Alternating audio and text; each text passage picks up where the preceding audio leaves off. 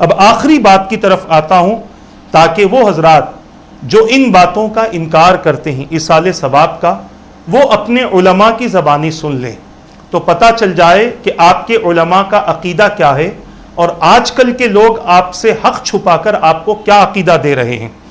ایسے لوگوں کے ایک بڑے مشہور عالم ہیں غیر مقلدوں کے، ان کا نام نواب صدیق حسن بھوپالی، ان کو بہت زیادہ فالو کیا جاتا ہے۔ صرف علماء کی باتیں نہ سنیں، ان کی کتابیں بھی پڑھے تو بہت سارے حقائق آپ کو معلوم ہوگے کہ انہوں نے کس آیت کی تفسیر میں کیا کہا ہے اور کس آیت کی کیا تشریح کی ہے۔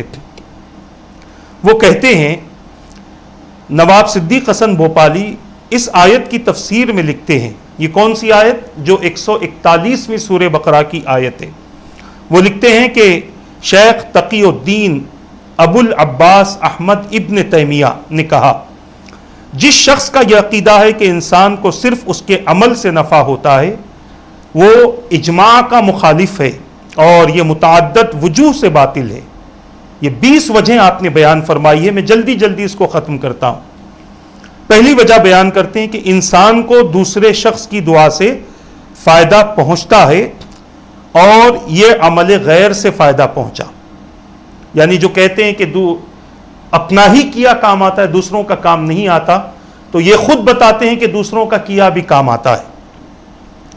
دوسری وجہ یہ کہ حضور میدان محشر میں پہلے حساب کے لیے شفاعت فرمائیں گے، پھر جنت میں دخول کے لیے سفارش کریں گے، تو گویا آپ کے عمل سے دوسروں کو فائدہ پہنچا۔ تیسری وجہ یہ ہے کہ گناہ کبیرہ کا مرتکب شفاعت کے ذریعے دوزخ سے نکالے جائیں گے، اور یہ نفع عمل غیر سے ہوگا، یعنی کسی دوسرے کے کہنے سے یہ چیز ہوگی۔ چوتھی وجہ یہ ہے کہ فرشتے زمین والوں کے لیے دعا وہ استغفار کرتے ہیں، فرشتے دعائیں اور استغفار کرتے ہیں۔ پانچویں وجہ یہ ہے کہ اللہ تعالیٰ بعض ایسے گناہگاروں کو جہنم سے نکالے گا جن کا کوئی عمل صالح نہیں ہوگا، اور یہ نفع بغیر عمل اور بغیر کوشش کے حاصل ہوا۔ چھٹی وجہ یہ ہے کہ مسلمانوں کی اولاد اپنے آبا کے عمل سے جنت میں جائے گی، اور یہ بھی غیر کے عمل سے نفع حاصل کر رہے ہیں۔ ساتویں وجہ یہ ہے کہ اللہ تعالیٰ نے 2 یتیم لڑکوں کے قصے بیان فرمائے قرآن میں، سورہ کہف میں ہے، وَكَانَ أَبُوهُمَا صَالِحًا، ان لڑکوں کو اپنے باپ کی نیکی سے فائدہ پہنچا ہے۔ آٹھویں وجہ سنت اور اجماع سے ثابت ہے کہ میت کو دوسروں کے کیے ہوئے صدقات سے فائدہ پہنچتا ہے۔ نویں وجہ حدیث سے ثابت ہے کہ میت کے ولی کی طرف سے حج کرنے سے میت سے حج مفروض ساقط ہو جاتا ہے، اور یہ فائدہ بھی عمل غیر سے ہے۔ ایصال ثواب کے جو مخالفین ہیں وہ اس بات کو ذہن میں رکھ لیں۔ 10ویں وجہ یہ ہے کہ حدیث میں نذر مانا ہوا حج اور نذر مانا ہوا روزہ بھی غیر کے کرنے سے ادا ہو جاتا ہے۔ 11ویں وجہ یہ ہے کہ حضور اکرم صلی اللہ علیہ وسلم نے ایک مقروض کی نماز جنازہ نہیں پڑھی، حتیٰ کہ ابو قتادہ رضی اللہ تعالیٰ عنہ نے اس کا قرض ادا کر دیا، اس طرح غیر کے عمل سے قرض ادا ہوا۔